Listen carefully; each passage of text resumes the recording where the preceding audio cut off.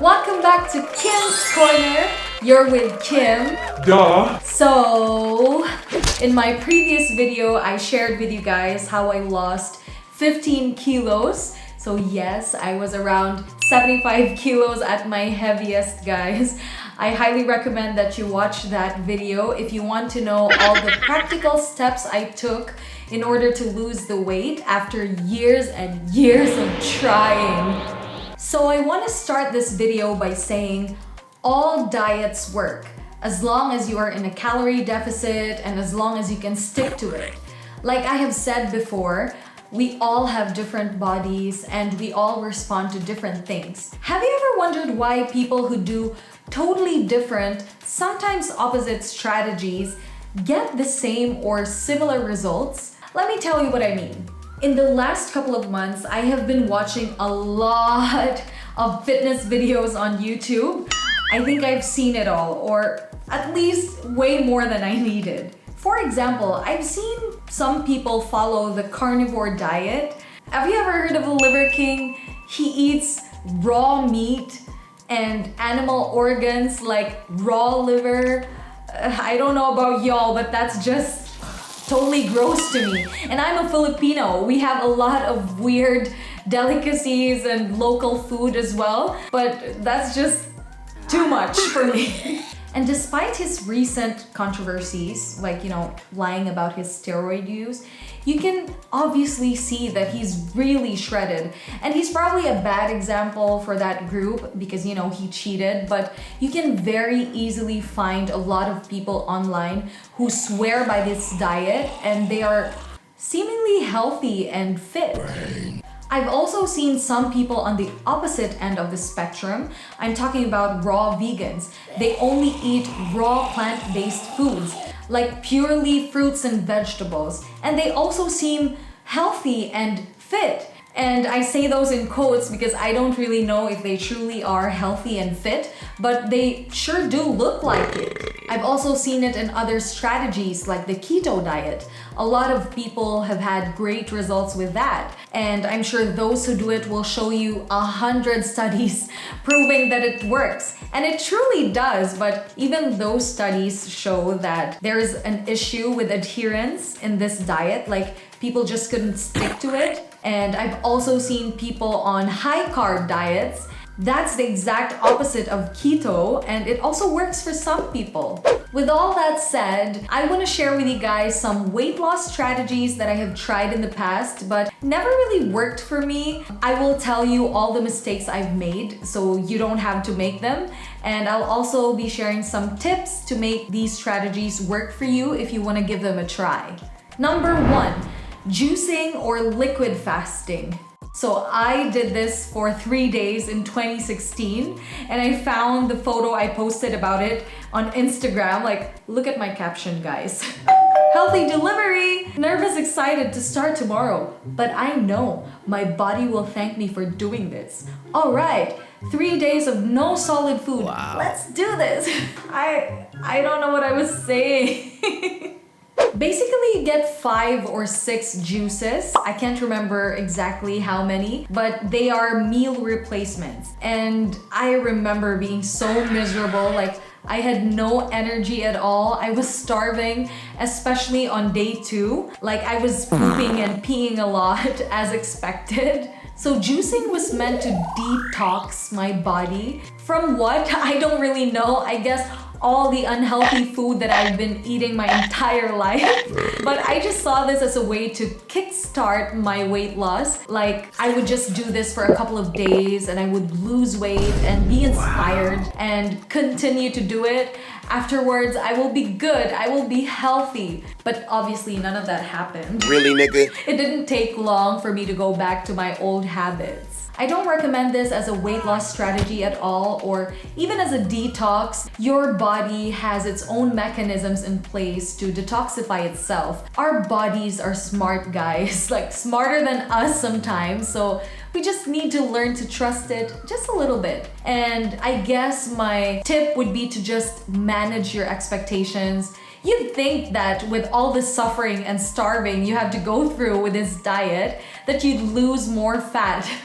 But actually, all the weight that you lose in this diet is just water weight, and you'll most likely just gain it all back as soon as you start eating solids again. I'm sure there are pros and cons to doing a liquid fast.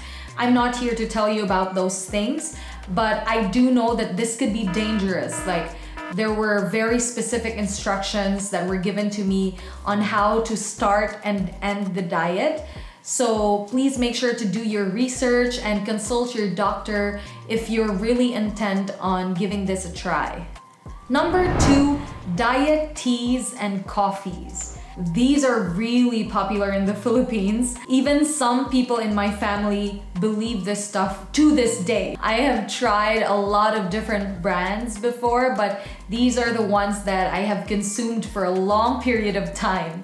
Bigger lie. I don't know how to pronounce this, but it's bigger lie, like a bigger lie.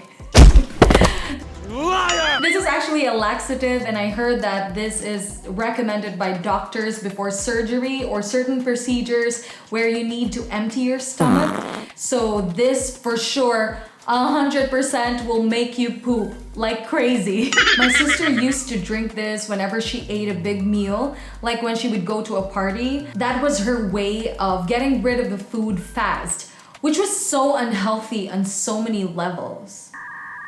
But I also did it. For years, actually. I didn't drink it all the time because I hated getting up in the middle of the night to poop. You can't have it during the day because when it comes, oh, it comes. Here's Johnny. It comes hard and heavy, if you know what I mean. I think that if it didn't have that effect, I would probably drink it every night. And I'm ashamed to say that I even brought a lot of those here in the Maldives. So the next brand of tea that I consumed for years is called Solfi. This one I liked way more than Bigger Lie. I think this is way healthier than that. This was actually recommended and sold by a family friend who's a doctor, a hematologist in fact, so I trusted this brand more. If I remember correctly, this was just different fruits and vegetables that were dried and turned into powder. So it was just green juice. So lots of fiber, and that made me poop a normal amount. Not like the other one where I would poop so much to the point where my tummy and my bumhole would hurt. TMI, I know. I never thought I'd be talking about poop so much in a video, but I want to give you guys as much details as possible, and you know, this is quality information right here. Anyway, next, this is a more recent one.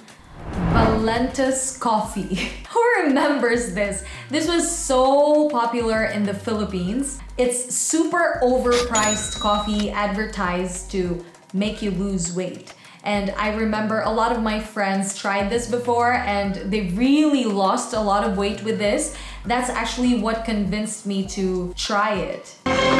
Wait! Kenan and I finished a whole tub of this. I was so optimistic that it would work. I took before photos and videos, but obviously it didn't work. And most, if not all of my friends have gained the weight back. And this product slowly faded away as well. I haven't seen it anywhere on social media at all in the last couple of months. So these diet teas and coffees that make these super bold claims don't work at all. Fight me on this. They are highly unregulated, so we don't really know what's in them for sure. And most of these products are from these MLM companies who do direct selling, and they're usually very overpriced. And I know a lot of people who truly believe in these miracle products. I'm really sorry to say, but there is no such thing. Another strategy I tried before is intermittent fasting. Now this I know works for some people and I actually recommend this for some of you. There are a lot of studies that support this. The only reason that this didn't work for me was because I was doing it totally wrong. I thought that intermittent fasting meant that you fast for a certain period and then you eat for a certain number of hours. That part I got right. So I did the 16-8 method. I would fast for 16 hours and then I would eat for 8 hours. Now where I failed was, I thought that during your eating window, you could eat anything you want. Absolutely anything. So that's what I did. And obviously that was a recipe for disaster. After strictly restricting myself for 16 hours, I totally binged for 8 hours. Intermittent fasting makes you lose weight because you limit your eating window, which naturally puts you in a calorie deficit. It would never work the way I went about it. So if you plan on using this strategy, or any strategy for that matter, you need to always be mindful of what you're consuming. Remember, calories in, calories out. Number 4, super restrictive diet challenges. You know those diet challenges you see on social media, like the military diet, the egg diet, the no rice, no bread, no pasta, no sugar, no chips for 30 days challenge, and all that. For some reason, carbs are always the enemy. I have attempted some of those in the past, or at least some versions of those. I would have these phases where I would be so motivated to do a diet, but as we all know, willpower is finite. We all run out of it at some point. So I always failed at those diets. Well, I think a better way to put it is those diets failed me. I have learned that the more we restrict ourselves, the more we rebel. Like when Kenan and I first started dating, I had no intentions of hiding our relationship from my parents, but some things happened and my mom forbade me from seeing him. Now that only made me want him even more. And now we're married, so it's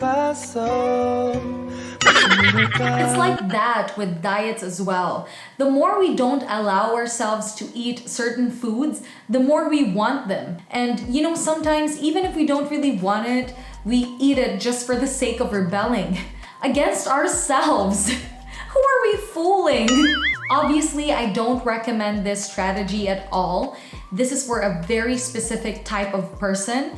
If you are super disciplined, highly motivated, 100% all the time, then maybe this could work for you, but this is not for most people and definitely not for me. I'm more of a low maintenance, no suffering kind of girl. And also I'm not willing to give up my rice. Number 5, exercise. I haven't really been serious when it comes to exercise in the past.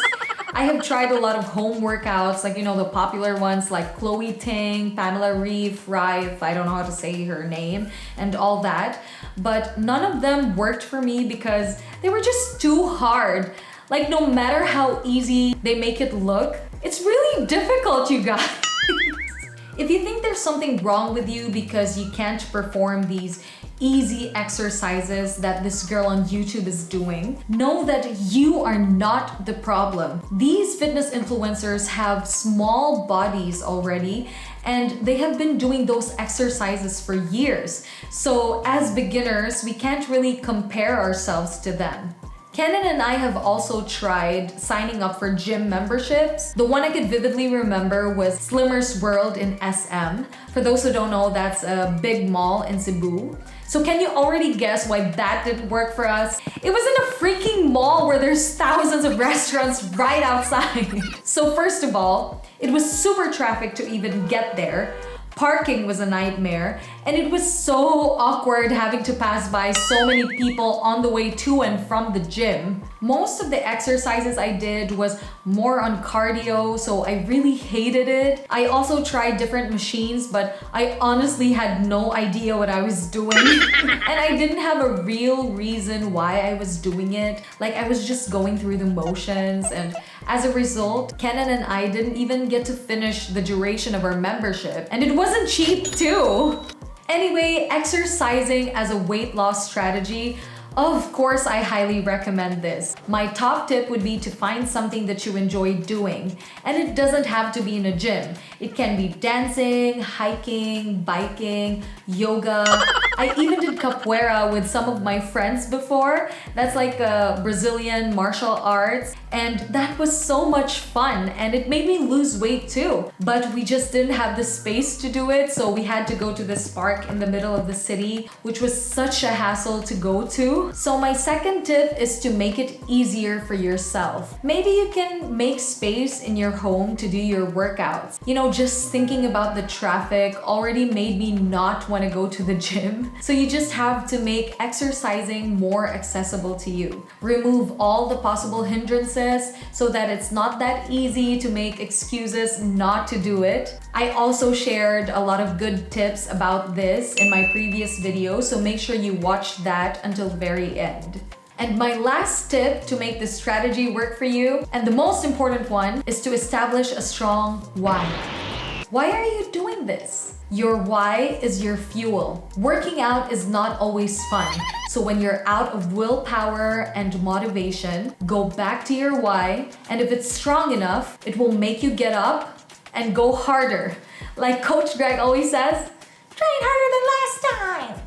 Train harder than last time! So those are the 5 strategies that I have tried in the past that didn't really work for me. Remember that whatever strategy you use, it's all about being in a calorie deficit. That is eating less and or moving more so that you burn more calories than you consume.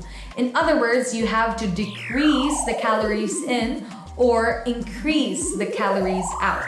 It's that simple. It's gonna take some trial and error on your part, but I hope that you have learned from my mistakes somehow and that you've gotten some value from me. So that's it for this video, guys. Thank you so much for watching. Comment down below if you have any questions for me or maybe some suggestions for my next video. And as always, like, subscribe, and share with your friends if you enjoyed this video. And I'll see you guys on my next one.